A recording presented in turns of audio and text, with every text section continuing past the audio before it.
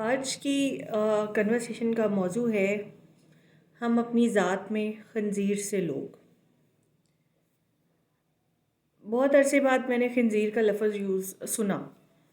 میرا بچپن جو ہے وہ تھوڑا سا بیک گراؤنڈ شہر میں رہنے کے باوجود ہر ایک کا تھوڑا تھوڑا کسی نہ کسی طرح سے لنک ہوتا ہے گاؤں سے، تو میری ننیال کا تعلق بھی جو ہے نا وہ گاؤں سے اور تھوڑا سا بارڈر کے پاس جا کے لگتا ہے۔ تو ہم جب اپنے بچپن میں گاؤں جاتے تھے تو ماموں کے منہ سے اکثر سنتے تھے کہ سور یا خنزیر نے فلاں کی فصل پہ حملہ کر دیا اور ساری فصل جو ہے نا وہ تباہ کر دی، چیر پھاڑ کر کے رکھ دی، اور وہ چیر پھاڑ تو نہیں مطلب تباہ کر دی۔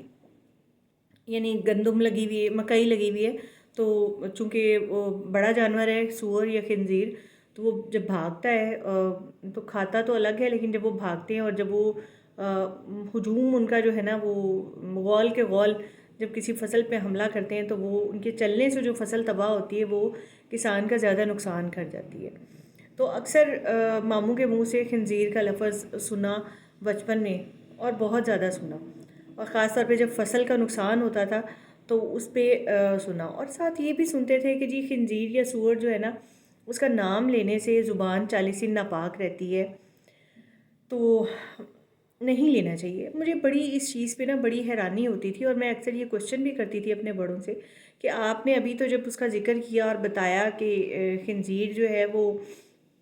ایسے فصل تباہ کر لیا، تو آپ نام لیے بغیر اس سے کیسے اس کے بارے میں آپ بتا سکتے ہیں؟ تو اینی ہو پچھلے دنوں جو ہے نا یہ کسی طرح سے مجھے یاد آ گیا وہ سارا قصہ۔ تو ایک کوشچن یہ آیا کہ جی یہی بات رپیٹ ہوئی کہ خنزیر کا جو نام لینے سے 40 دن جو ہے نا وہ آپ کی زبان ناپاک رہتی ہے۔ تو پھر دماغ کا کیڑا تھا،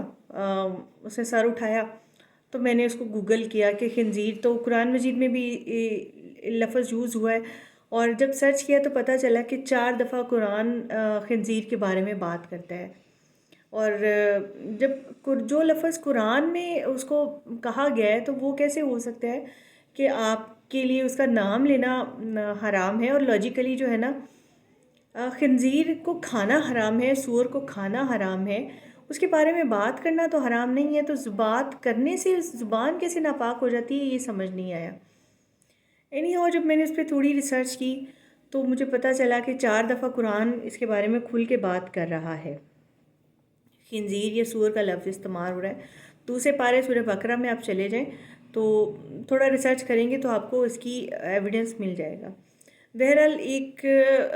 ہم لوگ بینگ اے مسلمان یہ تو سمجھتے ہیں کہ جی خنزیر کا نام لینے سے ہماری زبان ناپاک ہو جائے گی اور ہمیں نہیں لینا چاہیے، لیکن ہمارے جو اعمال ہیں، پہلی بات تو یہ کہ کھانا حرام ہے، نام لینا حرام نہیں ہے۔ نام لینے سے کچھ نہیں ہوتا۔ جیسے سانپ ہے، سانپ کے بارے میں آپ دیکھیں اللہ کی بیوٹیفل کریچر ہے اور کتنی ڈینجرس ہے، ہماری لائف وہ ہے، لیکن ہم پھر بھی اس کی بیوٹی کے بارے میں بات کرتے ہیں، ہم پھر بھی سانپوں کے بارے میں، اس کی قسموں کے بارے میں بات کرتے ہیں اکثر۔ تو اٹ سیلف یہ اللہ کی کریچر کے ساتھ زیادتی ہے کہ ہم جو ہے نا اس کا نام لینے کے لیے اس کو جوڑیں ان چیزوں کے ساتھ۔ تو اسی طرح سے کتا ہے، ہمارے ایٹماسفیئر میں کوا ہے، اور بہت سے سارے گدھا ہے، حرام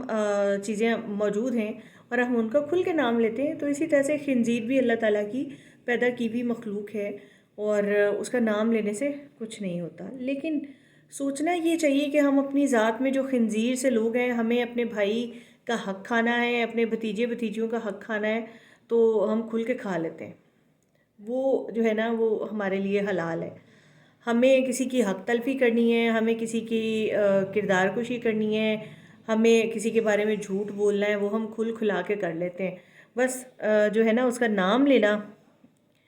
لینے سے زبان پاک ہو جائے گی، ہمارے اعمال صحیح نہیں ہونے چاہیے، نام جو ہے نا وہ خطرہ ہے۔